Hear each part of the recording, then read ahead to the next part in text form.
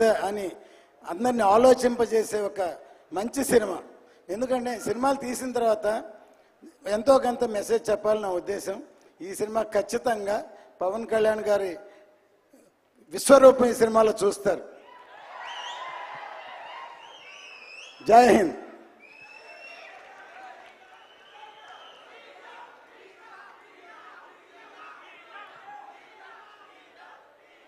Fans అందరికీ నమస్కారం and Andhra లాంటి ఫ్యాన్స్కి నమస్కారం. ఈ టైటిల్ హరిహర వీరమల్లు ఈ టైటిల్ పెట్టింది డైరెక్టర్ క్రిష్ గారు. ఆయనకి చాలా థ్యాంక్స్ చెప్పాలని కొట్టుకుంటున్నాను. అండ్ ఈ సినిమాలో బాబీ డియోల్ ఔరంగజేబ్ రోల్ పోర్ట్రేట్ చేస్తున్నారు. ఔరంగజేబ్ రోల్ అంటే very powerful Mughal king and అతను ఇండియా మొత్తం కాంకర్ చేశారు. ఫ్రమ్ ఇండియా అంటే ఇప్పుడుండే ఇండియా కాదు, అటు ఆఫ్ఘనిస్తాన్ నుంచి శ్రీలంక దాకా అంత పెద్ద పవర్ఫుల్ రూలర్. అంత పెద్ద రూలర్కి నిద్ర పట్టేది కాదు, ఒకే ఒక వ్యక్తిని చూస్తే నిద్ర పట్టేది కాదు. అది ఎవరంటే మన ఛత్రపతి శివాజీ. ఆయన ఉన్నంత వరకు నిద్ర పట్టేది కాదు. ఎప్పుడెప్పుడా అతను ఎలా అటాక్ చేస్తే భయంతో ఉండేవాడు. ఆయన ఒక ఫీవర్ వల్ల 1680లో చనిపోయారు. ఈ కథ హరిహర వీరమల్లు 1684లో స్టార్ట్ అవుతుంది. అదే ఛత్రపతి శివాజీ తను చనిపోయేటప్పుడు తన కోరిక ఏంటంటే మొఘల్స్ దగ్గర నుంచి జ్యోతిలింగాన్ని కాపాడాలి, అటు కాశీ విశ్వనాథ్ టెంపుల్ కాపాడాలని అతను మళ్ళీ ఉండి చేసే ప్రయత్నమే హరిహర వీరమల్లు. ప్రతి సెంచురీకి ఒక ఛత్రపతి శివాజీ పుడతారు. మనందరం చాలా లక్కీ. ఈ 21st సెంచురీకి మన పవన్ సార్ ఉన్నారు. We're very lucky.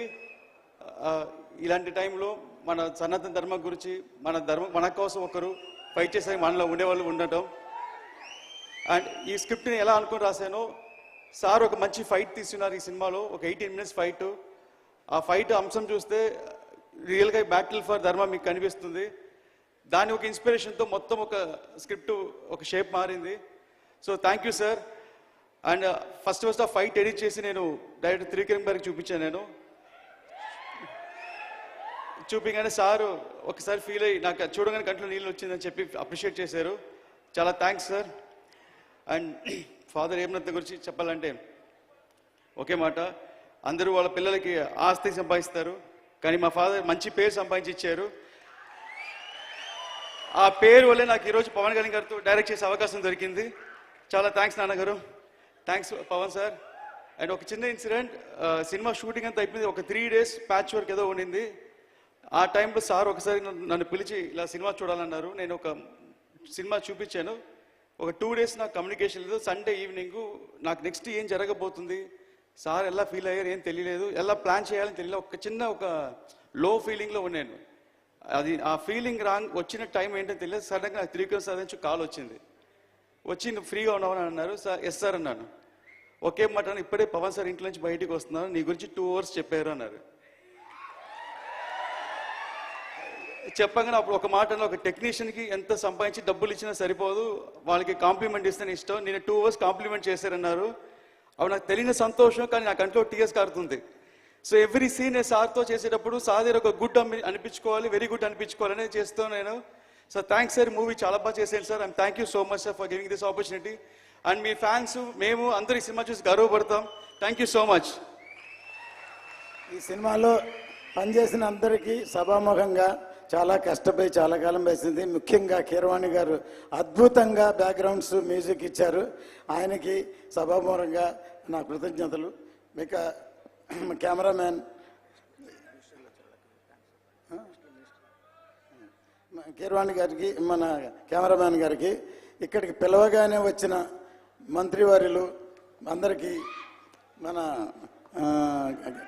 కర్ణాటక నుంచి వచ్చిన ఫారెస్ట్ మినిస్టర్, తర్వాత మన ఆంధ్ర నుంచి వచ్చిన మన సినిమాటోగ్రఫీ మినిస్టర్, తర్వాత మన డిప్యూటీ స్పీకర్, అందరికీ ధన్యవాదాలు.